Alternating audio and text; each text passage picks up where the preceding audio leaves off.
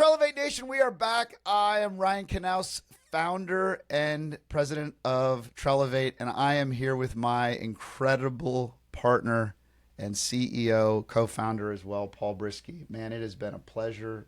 13 going on 14 years later? Who would have ever thought?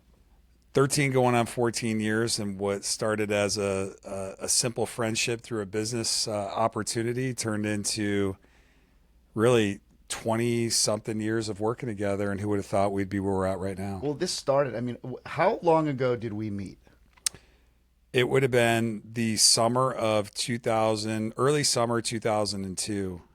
There was a specific business opportunity where I came to your office and met you for the first time, and we were going to test it here in Phoenix. And I just remember meeting you for the first time, and we just kind of hit it off. We're both young. We both weren't married yet. We both, probably had other things going on in our minds, but we tested a program in your office, and we blew it out of the water, and we overproduced and we oversold on that program. Well, we're going back in time. I feel like going back in time. We need to go back in time. Let's go back in time. Let's go back in time when we were obviously many moons younger. We were running businesses together, and I remember you walked in, and I had an opportunity with a telecommunications company, and funny enough, Paul brought in the door an opportunity with a trash company. It was trash. Of all things.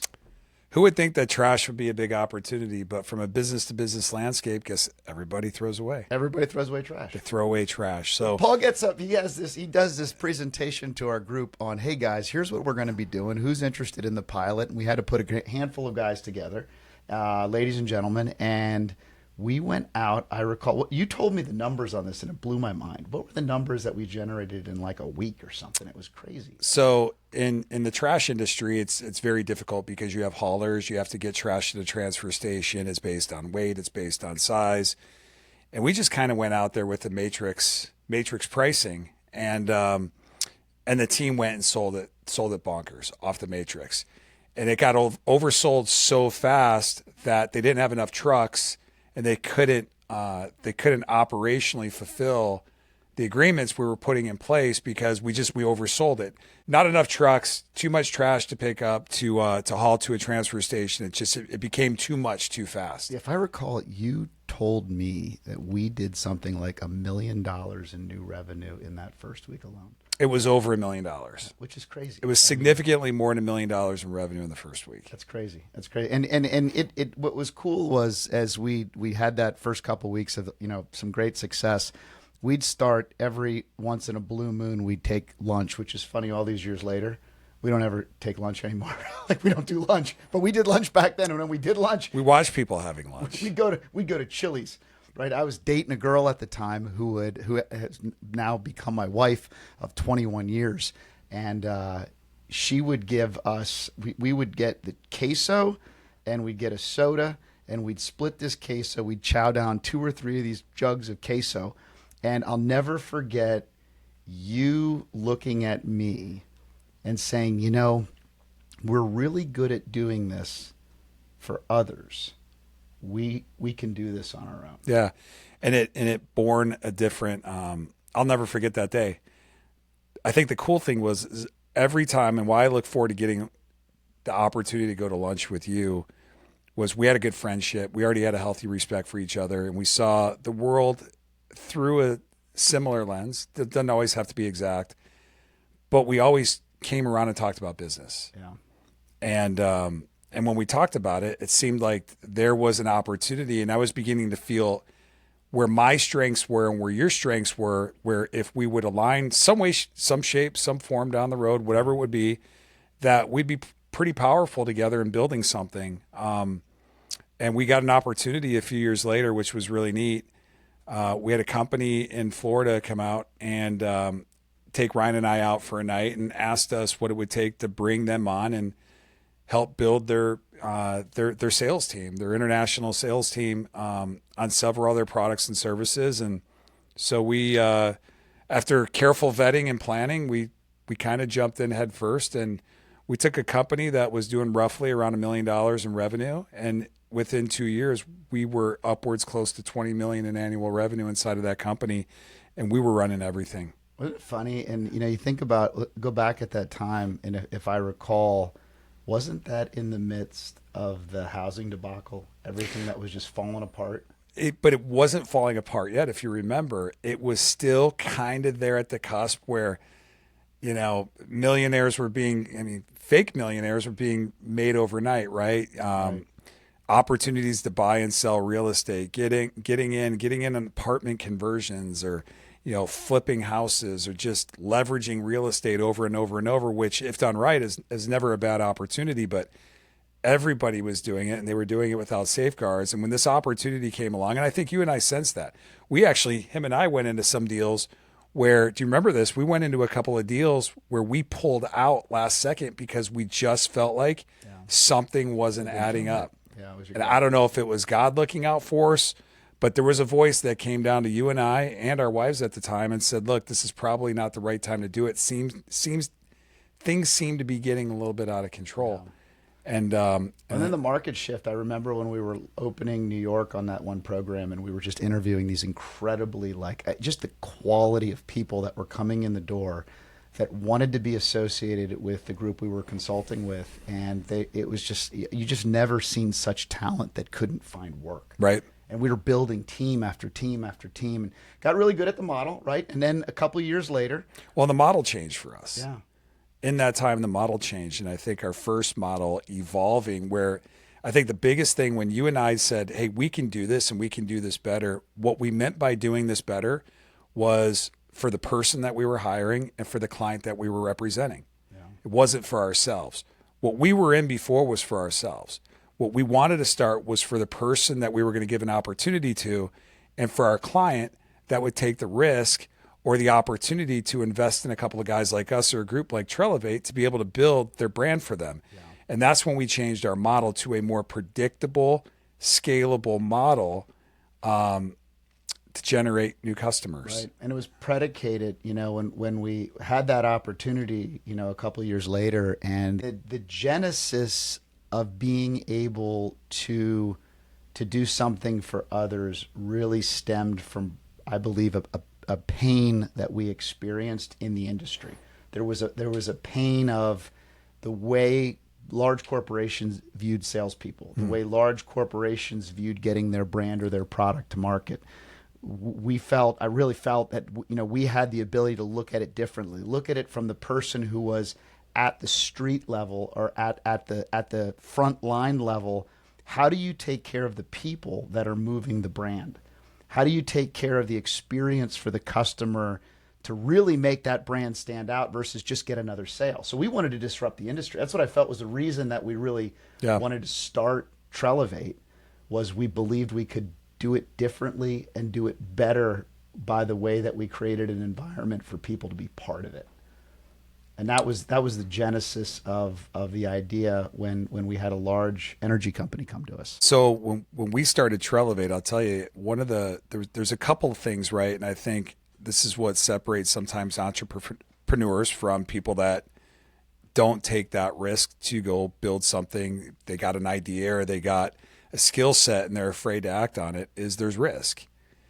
And so when we started Trelevate, there was an inherent amount of risk, not just financially. I remember, what we weren't paying ourselves for how many years, right? Because we wanted to make sure our team was taken care of, and we were doing a lot of the heavy lifting. But, as business owners, right, you have to have that responsibility. But it was the risk of what we were leaving behind too. We both had young families, and, we had benefits. We had security. We both had really good jobs that were making us a lot of money. And we only had 1 year where we were in between kind of doing sales outsourcing, what we're doing now, and or what we were doing, and then what we're doing now in terms of Trelevate. But during that time, we built a couple of really good opportunities for ourselves. And there was risk in that with the young families coming, compensation not being a problem, having benefits, knowing that your family was going to be taken care of and you were in a good opportunity. There was risk in jumping out and getting paid nothing and starting a brand new business and opportunity. And I think what helped me personally in that risk, and it might be different for you, Ryan, was the fact that we were really good in this. We were really good when we did this together, and we helped other companies build their businesses, and what we built on our own before we even met. We were really good at this. And I think when we had the right alignment from, God above, when you keep the main thing, I think you always stay on track. Even if it's not going the way you think, you're still on track. You just don't know. It's on somebody else's time, not yours. But when we keep the main thing, it's kind of put things in a way for us that have helped. That was one, and then two is we were so good at what we did that I felt like we were not going into it to lose. I didn't feel like we were going to lose. I felt like no matter what we did, we were going to be successful doing. Yeah, I think there's a lot of similarity, and that was always been the neat part about our relationship is just we can look at a problem, we can see a solution, and then we can approach it from different angles with different skills, right? And I think that was the biggest thing that I admired about you was, you had an operational prowess, you had a finance prowess, you had an ability to look at a problem and then bring two ends together. How do you bring a solution together? And then there's always the people deployment and the process that has to go, to go make that happen. And that's why we built such. Well, then, but from teams. Ryan, if you can't already tell on this podcast, you're a great speaker, you're a great communicator, and your heart comes out first. You're always thinking of other people first. Hence, what's our tagline in our company? Yeah, elevating relationships, elevating results. Yeah. And the genesis of the name, the coolest part, I remember the fear, and you make it sound pretty cool, but I can tell you there were some really restless nights. Like for me, I can tell you that the fear of what I was leaving, we did have, Ryder, my oldest, who now just turned 13, was just born, right? You had little girls, and we were starting something with no guarantees other than we knew what we were good at, but we proved what we were good at over and over. We knew we could build teams. We knew we could train. We knew we could get results. We just didn't have all the other things that had to be managed. We didn't have all the other business responsibilities. So that was a bit of the unknown. But for me, it was the leaving. I walked away from a really, really good career because it became very clear to me. I think it was, what could I miss if we didn't take the shot? And that was the pain side that I think a lot of people are never really willing to go take the shot. Go try. Go fail. You're going to fail.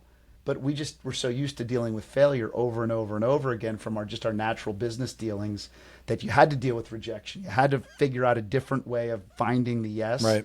And then when we had the ability and that big company coming to us, calling, saying, "Hey, you guys ready to come out of retirement?" I'll never forget that conversation. And we're like, oh, it's here now. Like now we've got to make the decision. We can do it. Yeah. And we tried to bring partners in. The door flew wide open. We tried to organize a really cool partnership, and the reality was.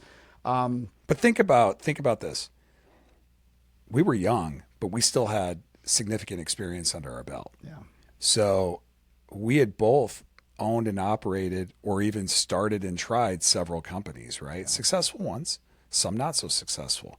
I remember you trying to be big support for me in opening up a brand new restaurant and bar in town, right? Never forget it. We know how that ended. Still have the bullhorns in your office. Dude, they're still hanging up.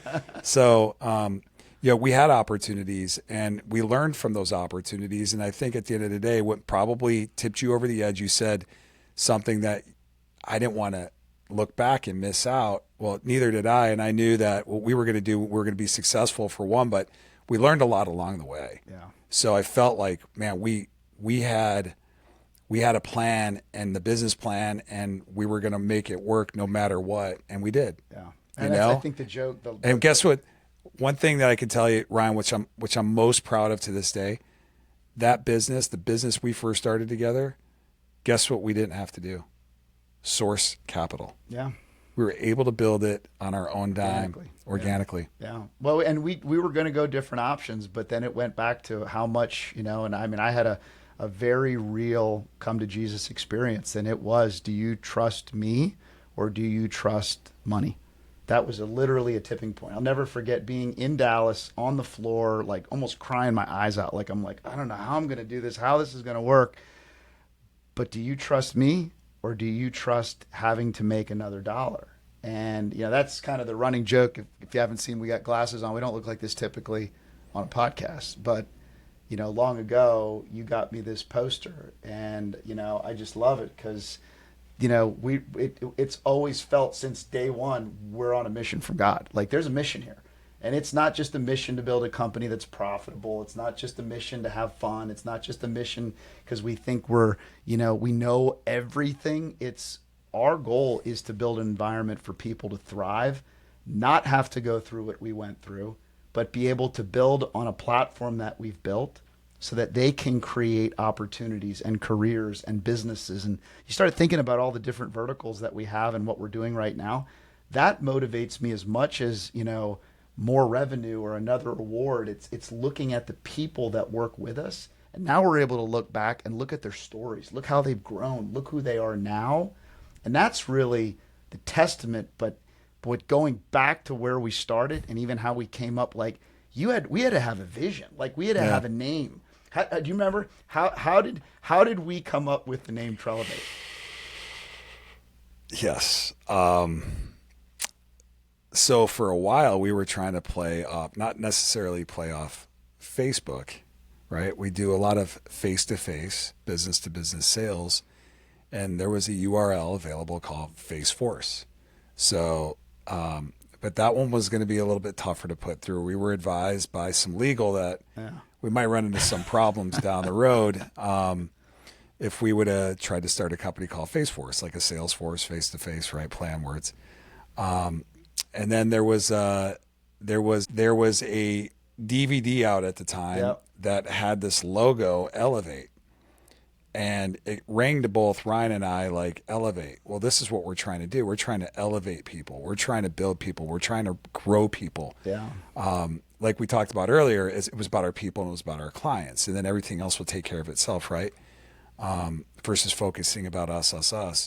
And so we took this and we started changing it around. And when you start looking at the power of three, which is always what we try to work within, the power of three, right? For many reasons, biblical reasons, non-biblical reasons, but there's Trey or try. And so one night it just dawned on us, and I'll never forget, we were up in Sedona. Remember that? I'll never forget it. Never forget it. And we're sitting there and we're coming up with these different names, and we were and the funny thing is we actually had an individual that was there was three of us that were going to go in it together, and our goal was to take different aspects, to take people, take process, and take new business development and put it together.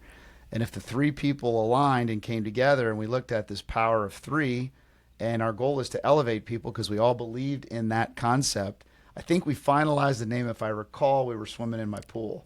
Right. The concept came up. We ratified it in the pool, and then I think we called in the URL to see if we could get the name. The first name was Try Elevate, and that was not sitting with us. Right. It was just too much. Didn't look right. And then it was 2:30 in the morning. I was laying in bed, and I'm like, take the I out, and it's just TR on Elevate, Trelevate, one word. Yeah. And I call you and I text you in the middle of the night. I woke you up and I'm like, just simmer on this one. It was by the next day we both agreed. Right. Ran it by our wives. Obviously the bosses need to give the okay on it, right? Because they had a lot. They had a lot of stake in this, right? You and I were about to take our families for a ride. A total journey. And then on top of that, we wanted our wives to be a part of what we were building. Yeah. And then you think about the the idea that when we came up with that name and we agreed on it, the idea of being able to elevate yourself, right? Because we had to lift ourselves to a level of confidence that wasn't like it was, why leave the safe? Why leave the boat? Why leave what's comfortable? Well, you've got to trust something bigger. You got to trust in your capabilities. If you do that, you can really lift and create a room for others to come with you, right? And if we can help others go to the next level, we can really elevate the future of where we plan on going. And that's the genesis of how we came up with the name Trelevate.